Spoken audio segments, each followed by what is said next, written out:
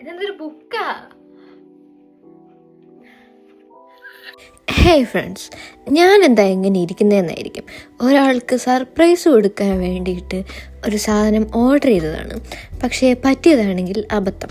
Order ചെയ്ത സാധനം ആ ആളുടെ കയ്യിൽ തന്നെ കറക്റ്റായിട്ട് ഡെലിവറിക്കാരൻ കൊണ്ടു കൊടുത്തു.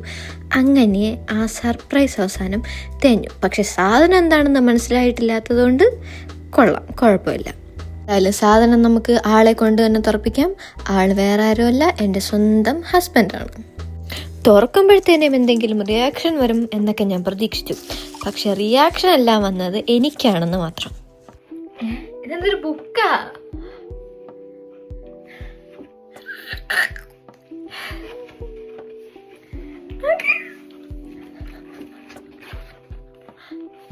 ബുക്ക് പോലെ തുറക്കാം. കൊറേ പേജുണ്ടല്ലോ.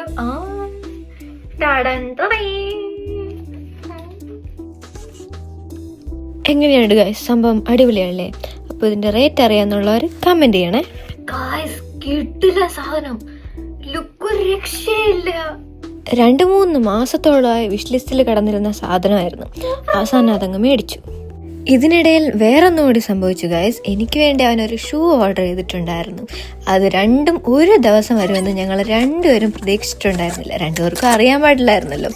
രണ്ടും ഒരു ദിവസം വന്നതുകൊണ്ടാണ് സംഭവം ചീറ്റിപ്പോയത്. ഷൂ ഇട്ട് നടക്കുന്ന വീഡിയോ എടുക്കാൻ പറ്റില്ല. പക്ഷെ അടിപൊളി ഷൂ ആയിരുന്നു. ഞാൻ ഇട്ട് നടന്നു നോക്കി. ഇവൻ്റെ കയ്യിലാണെങ്കിൽ 8-10 ഷൂസോളമുണ്ട്. അതെല്ലാം ഞാൻ ഇട്ട് നോക്കിയിട്ടുണ്ട്.